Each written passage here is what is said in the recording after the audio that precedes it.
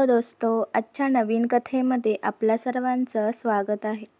आजच्या नवीन कथेचं नाव आहे फोटोतलं मंगळसूत्र. आई, हे फोटो कुठले? आर्या फोटोचं अल्बम चाळताना विचारत होती. सासूबाई म्हणजेच शशिकला देशमुख गॅलरीत बसून उन्हातली ऊब घेत होत्या. 40शी ओलांडलेली आर्या त्यांच्या शेजारी बसली आणि जुना अल्बम उघडला. ते आमच्या लग्नाच्या आधीचे कॉलेजचे फोटो असतील बहुतेक, शशिकला शांतपणे म्हणाल्या. आर्या हलकसं हसली.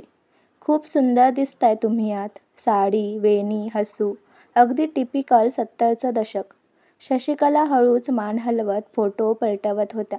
प्रत्येक पानामागे एक आठवण, एक कालखंड, एक भावना दडलेली होती.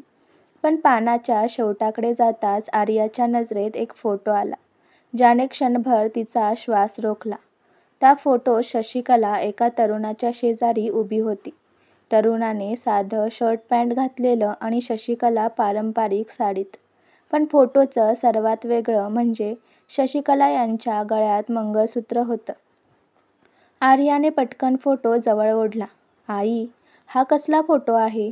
तिचा आवाज थरथरला. शशिकला काही क्षण शांत राहिला. त्यांच्या चेहऱ्यावर एक विचित्र स्थिरता होती.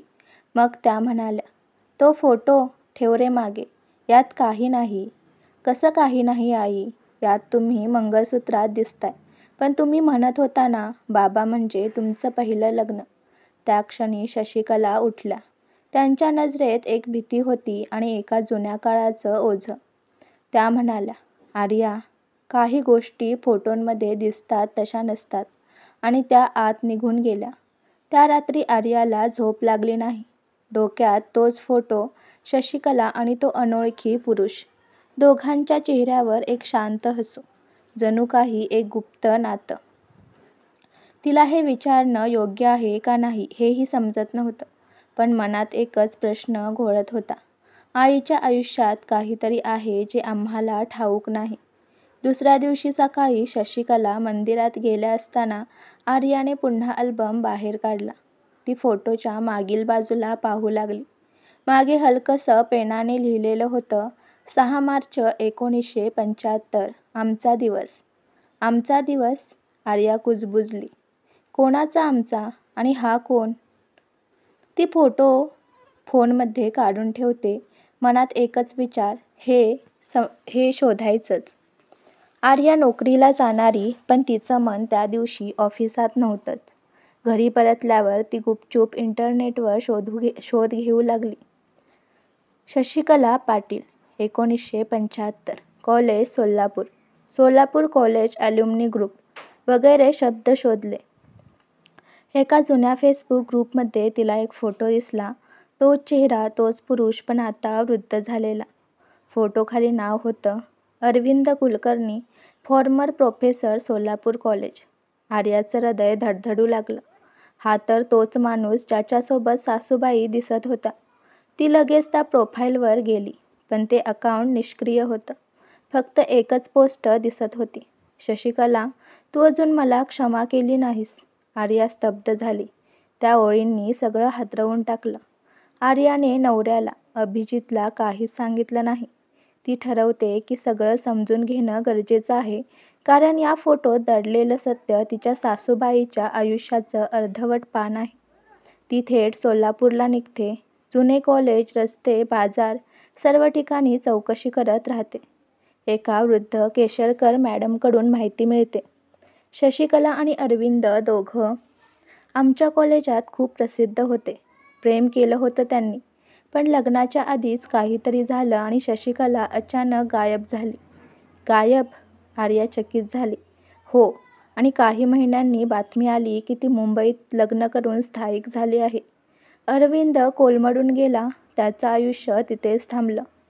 आर्या घरी परतली, पण तिचं मन शांत नव्हतं. त्या रात्री जेवणानंतर तिने सासूबाईंना थेट विचारलं, आई, तुम्ही अरविंद कुलकर्णी यांना ओळखत होता का? शशिकला यांच्या हातातला चमचा थरथरला. त्या काही क्षण काहीच बोलल्या नाहीत. मग मंद आवाजात म्हणाल्या, त्याचं नाव पुन्हा घेऊ नकोस आर्या. पण आई, फोटोमध्ये तुम्ही मंगळसूत्रात? त्या डोळे मिटून खोल श्वास घेत म्हणाला. हो, तो फोटो आमच्या साखरपुड्याचा आहे. आर्याचा गळा कोरडा पडला. म्हणजे तुम्ही लग्न केलं होतं का आधी? नाही, शशिकला शांत स्वरात म्हणाल्या. लग्नाच्या आदल्या आठवड्यात त्याचं अपघातात निधन झालं. फोटो त्याच्या घरी काढला होता. मी त्या दिवशीच त्याच्या घरच्यांसमोर त्याच्या आईच्या हातचं मंगळसूत्र गळ्यात घातलं होतं. त्याच्या आठवणीसाठी. खरं लग्न झालंच नाही, पण सगळ्यांच्या मते मी त्या दिवशी त्याची पत्नी झाले होते. आर्याचे डोळे पाणावले. त्या शांतपणे म्हणाल्या, मी मग माझ्या भावाच्या आग्रहाने तुमच्या बाबांशी लग्न केलं, आयुष्य पुढे नेलं. पण त्या एका फोटोमध्ये माझं सगळं आयुष्य बंद झालं. काही दिवसांनी आर्याने फोटोला एक फ्रेम लावली आणि शशिकला यांच्या खोलीत ठेवला. शशिकला पाहून म्हणाल्या, हा फोटो तू इथे का ठेवला? आर्या म्हणाली, हो आई, काही आठवणी लपवून ठेवायच्या नसतात. त्या सांगतात की प्रेम एकदा खरं झालं की ते कधी मरत नाही, फक्त रूप बदलतं. शशिकला शांत हसल्या. त्यांच्या डोळ्यात अश्रू होते, पण त्यात एक हलकं समाधानही होतं. त्यांनी फोटोच्या काचेला हात लावला आणि म्हणाल्या, अरविंद, तुझं मंगळसूत्र अजून माझ्या मनात आहे. त्या रात्री आर्याला सासूबाईच्या टेबलावर एक लिफाफा सापडला. त्यात अरविंद कुलकर्णींचे पत्र होतं.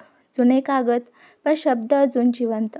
शशिकला, जर कधी कोणीतरी आपला फोटो पाहिला तर त्यांना सांग, हे प्रेम होतं, पाप नाही.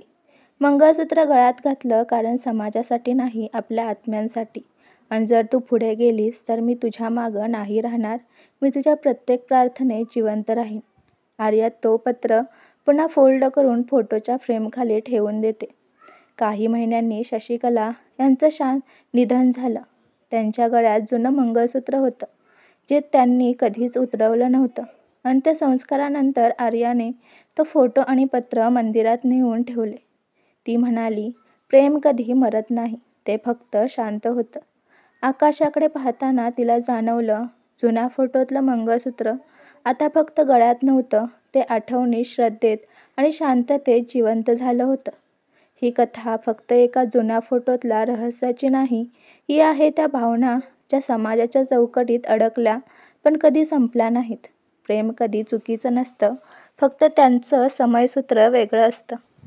आजची कथा आवडला असल्यास व्हिडिओला लाईक करा, चॅनलला सबस्क्राईब करा आणि कथा कशी वाटली हे कमेंटद्वारे जरूर कळवा.